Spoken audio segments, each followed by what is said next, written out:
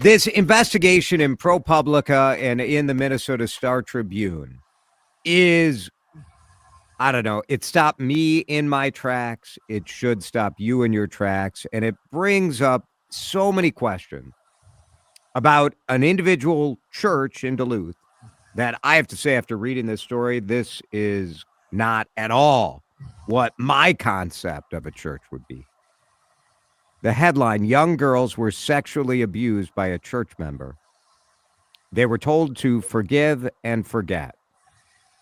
It was a reporting project, an investigation by Andy Mannix, who is on with Chad Hartman today, and Jessica Lussenhop, who is with Pro Publica, and she is with us live right now. Jessica, heartbreaking, tremendous reporting, but my gosh, why don't you try to explain as best as you can on the radio, kind of the really outrageous nature of what happened here, because the abuse is disgusting and heartbreaking, but then to even call it a cover-up sort of understates what this church was doing.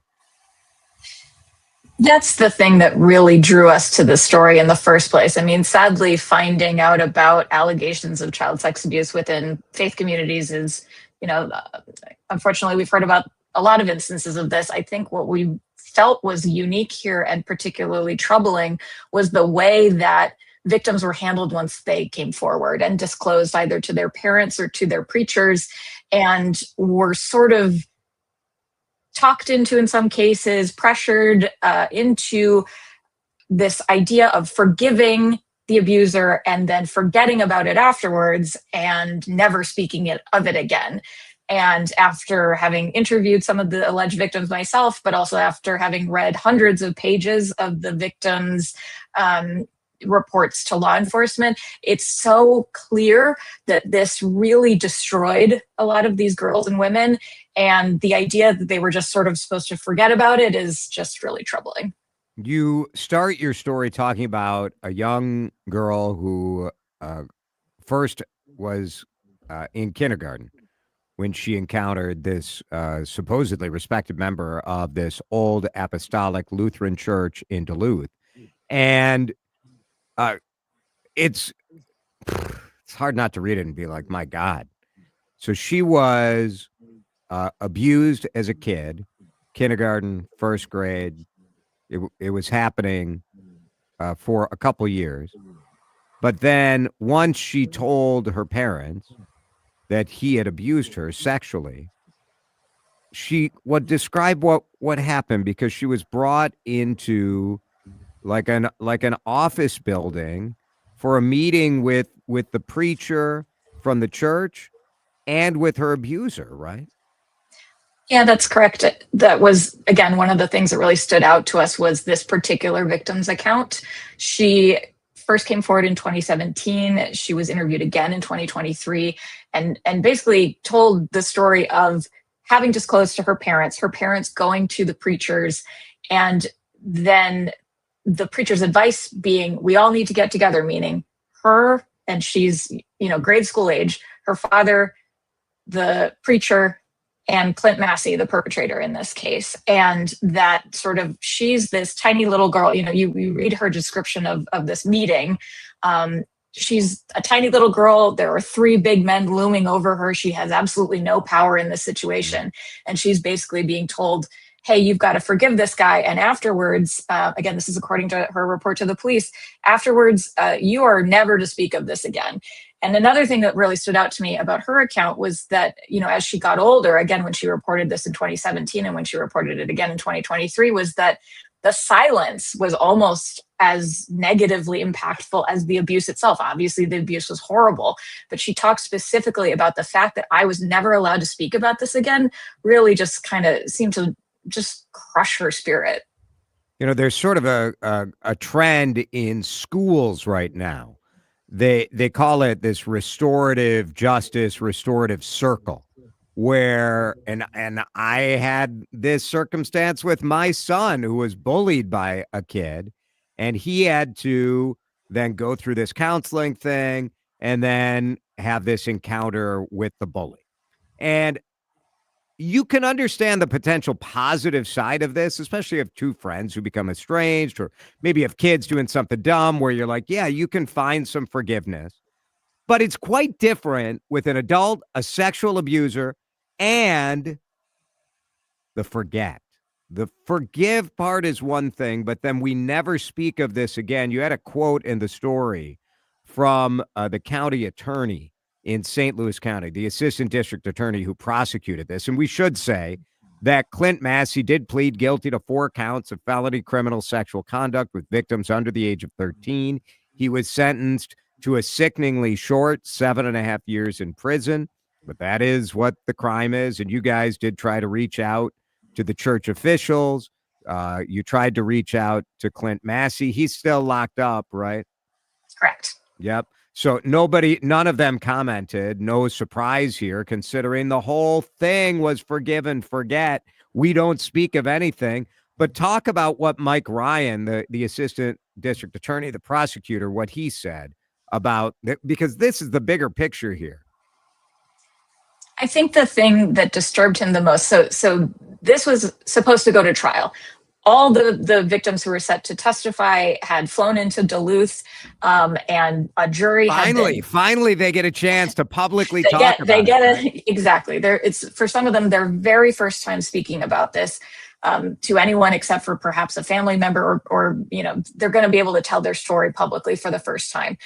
A jury was impaneled and seated, and opening statements were about to take place, and Massie, at a very late stage in this process, pleaded guilty.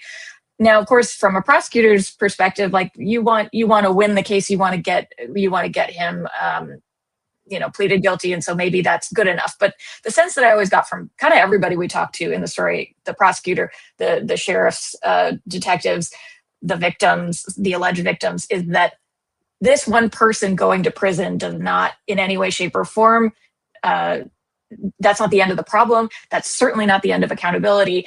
And I think what we sort of uncovered through the reporting process and through, going through all these case files is that there was a real enabling by members of this community, in particular, again, the preachers, like former members of this church told us over and over again that the preacher's advice is in certain ways seen as coming directly from God. And you're asking the preachers for advice on everything from something as small as what car to buy to like who you're supposed to marry. And so if a preacher is coming to you, especially if you're a child, and telling you, this is the way we deal with this, we ask for forgiveness and we forget about it, they take that extremely seriously. And to the point where one parent I even talked about, who's no longer in the church, was very remorseful about the fact that she took that advice over the well-being and the safety of her own kids. And she currently just feels awful looking back about that.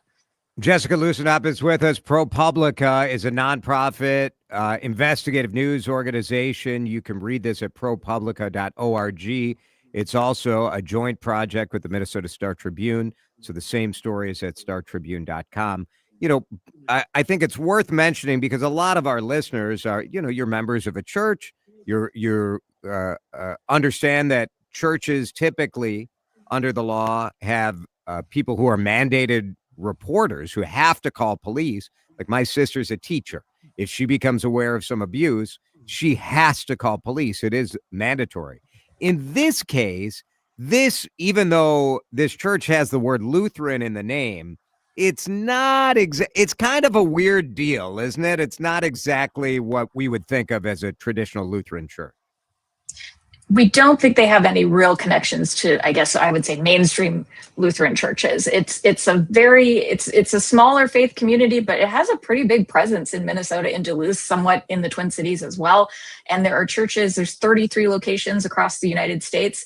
And I guess it's worth saying that in the course of our months of reporting, we talked to alleged victims all over the country, not just about this case with Clint Massie, but about other potential perpetrators. That reporting is ongoing. And also, mandatory reporter laws are different state to state, but based on our reporting, these preachers really had an obligation to call the police and simply did not. Well, and you look at this and think, okay, if this wasn't just one church's sort of rogue way of this is how we're going to deal with abuse. This you guys had a policy from the church that this is how it's handled. And so I find it impossible to believe that this one case, this one perpetrator in Duluth is the only perpetrator. That you would, I mean, we can't know for sure, but you have to believe that it's likely that there have been other similar sort of forgive and forget sessions all at these 33 churches around the country. That's where our reporting is taking us. I can't say too much about it at this stage, but I mean, we definitely, I mean, you know, the story's been up for less than 24 hours, and I'm getting phone calls and emails from people saying, you got to keep pushing, you got to go deeper. This is not just one bad apple. So that is certainly the indication we're getting early on here. You know, people knew about this, right? People who were members of the church knew about it. Obviously, the people in leadership. Have you heard of, you know, did people, are they mad? Did they leave the church? Where are they on this? So interestingly, of the group of alleged victims, of the 9 that the prosecution and the sheriff's investigation identified, some of those victims are still in the church, and some of them that we reached out to specifically declined to speak with us because they're still a part of the church. They sort of feel like they got justice. They're trying to put this behind them, and they really don't want to talk about it anymore. And then other of the others in the sort of alleged victim pool have left because of this and are incredibly angry. We're, you know, again, at the stage where it just kind of looked like they were never going to get to tell their stories publicly. They felt silenced all over again, and we're very, very upset about that, which is why they decided to talk to us for this investigation. I mean, this is a church that is keeping a pedophile in the church in position to abuse other children. I mean, it's just, to me, it's so, as a person of faith, it is so infuriating to know that that was going on, and that through sort of the, you know, the, I don't know, through the architecture, through the framework of being, you know, part of what God and what faith is about, that you would allow this to happen is just, to me, such the opposite of any of that stuff. It's so infuriating, and I'm so glad that you and Andy, who I know worked together years ago at City Pages here in the Twin Cities, but I'm so glad that you guys shined a light on this. And I don't want to say I look forward to more revelations from you guys, but I feel better knowing you're on the case. So thank you for your work. Thank you so much for having me. I really appreciate it. We really just scratched the surface here. This whole story, I don't know, every part you read makes you a little more upset. So, but I do urge you to read it. StarTribune.com, ProPublica.org. Great work by Jessica Lussenhop and Andy Mannix.